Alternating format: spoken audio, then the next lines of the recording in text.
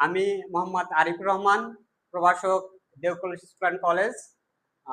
আমি 18তম নিবন্ধনে এনটিআরসি থেকে নিয়োগপ্রাপ্ত হয়েছি। তা আজকে একটা বিষয় নিয়ে কথা বলবো, সেটা হচ্ছে identification of parts of speech. আমরা বিগত সালের প্রশ্নগুলো ব্যাখ্যা করে বুঝতে পেরেছি যে এই identification of parts of speech থেকে প্রত্যেক বছর একটি করে কোশ্চেন এসে থাকে। এই বিষয়টা নিয়ে আজকে আমরা একটু ধারণাটা পরিষ্কার করব। কিরকম, এখানে আমি দুটা সেন্টেন্স লিখেছি। এটা দেখে বুঝতে পারবো যে আসলে নাউন কোথায় হয় এবং অ্যাডজেক্টিভ কোথায় হয়। প্রথম সেন্টেন্সটা যদি আমরা দেখি, গিভ প্লেস টু ইওর বেটার্স, এখানে আমরা দেখতে পাচ্ছি এই বেটার্সটা এখানে নাউন হিসেবে কাজ করতেছে। কেন আসলে এই বেটার্সটা নাউন হিসেবে কাজ করতেছে, এর পিছনে আমাদের অনেকগুলো ব্যাখ্যা আছে। যেমন আমরা যদি নাউনের পূর্বের ওয়ার্ডটাকে দেখি, এখানে কি আছে, এটা ইওর। ইওরটা কি? পসেসিভ।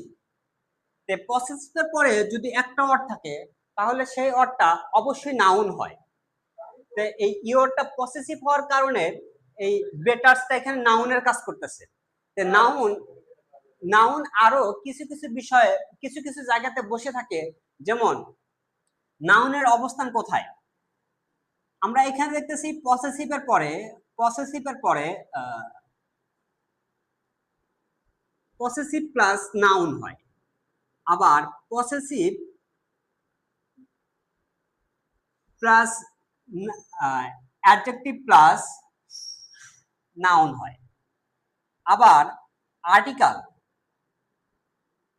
আর্টিকেল প্লাস নাউন, আবার article plus adjective plus noun. এখানে আমরা চারটে জায়গা দেখলাম যে পসেসিভের পরে যদি একটা ওয়ার্ড থাকে তাহলে ওই ওয়ার্ডটা অবশ্যই নাউন হবে। আবার পসেসিভের পরে যদি দুইটা ওয়ার্ড থাকে তাহলে প্রথম ওয়ার্ডটা অ্যাডজেক্টিভ, দ্বিতীয় ওয়ার্ডটা নাউন হবে। আবার এখানে দেখা যাচ্ছে আর্টিকেলের পরে একটা ওয়ার্ড থাকলে নাউন হবে, আবার আর্টিকেলের পরে দুইটা ওয়ার্ড থাকলে প্রথমটা অ্যাডজেক্টিভ, পরেরটা নাউন হবে। তো এরকম ভাবে আমরা যদি আর্টিকেলের এখানে যদি প্রিপজিশন দেই, প্রিপজিশনের পরে যদি একটা ওয়ার্ড থাকে তাহলে নাউন হবে। আবার প্রিপজিশনের পরে যদি দুটো ওয়ার্ড থাকে তাহলে প্রথমটা অ্যাডজেক্টিভ, পরেরটা নাউন হবে। তো এরকম ভাবে আমরা দেখতেছি যে আবার আমরা জানি যে ডিটারমিনারের পরে যদি একটা ওয়ার্ড থাকে তাহলে প্রথম ওয়ার্ডটা নাউন, আবার যদি ডিটারমিনারের পরে দুটো ওয়ার্ড থাকে প্রথম ওয়ার্ডটা নাউন, পরের ওয়ার্ডটা অ্যাডজেক্টিভের কাজ করে, প্রথম ওয়ার্ডটা অ্যাডজেক্টিভ, পরের ওয়ার্ডটা নাউনের কাজ করে। তো এখন আমরা দ্বিতীয় বাক্যটা নিয়ে দেখি। দ্বিতীয় বাক্য, এই সেম ওয়ার্ড বেটার, এই বেটারটা এখানে কিসের কাজ করতেছে? অ্যাডজেক্টিভের কাজ করতেছে।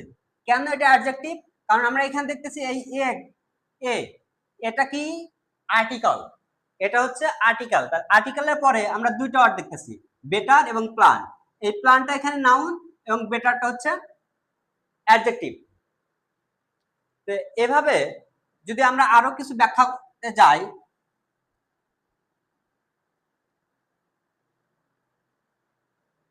যে এখানে মডিফায়ার্স একটা বিষয় আছে, যে কে কাকে মডিফাই করলো এটার উপর ভিত্তি করেও আমরা পার্টস অফ স্পিচ নির্ণয় করতে পারবো।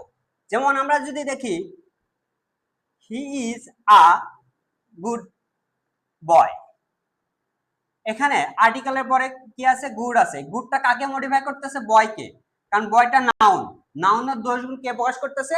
অ্যাডজেক্টিভ প্রকাশ করতেছে। আবার যদি দেখি, হি রানস কুইকলি,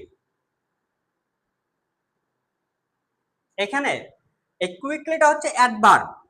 এই কুইকলি কাকে মডিফাই করতেছে? রানসকে, কারণ সে দৌড়াচ্ছে। কিভাবে দৌড়াচ্ছে? দ্রুত দৌড়াচ্ছে। কারণ এই ভার্বের অবস্থানটা প্রকাশ করতেছে কে? অ্যাডভার্ব। ভার্বের অবস্থানটা প্রকাশ করতেছে অ্যাডভার্ব। তাই আমরা জানি যে যে ওয়ার্ডটা ভার্ব, অ্যাডভার্ব, সেন্টেন্স এবং অ্যাডজেক্টিভকে মডিফাই করবে সেই ওয়ার্ডটা অবশ্যই অ্যাডভার্ব হবে। আবার বলি যে যে ওয়ার্ডটা ভার্ব, অ্যাডভার্ব, অ্যাডজেক্টিভ এবং সম্পূর্ণ সেন্টেন্সকে মডিফাই করে সেই ওয়ার্ডটা অবশ্যই অ্যাডভার্ব হিসেবে বসে। যেমন এখানে আমরা দিছিলাম he is a good boy, আবার এই সেন্টেন্সটাকে যদি আমরা এভাবে বলি he is a he is a very nice man.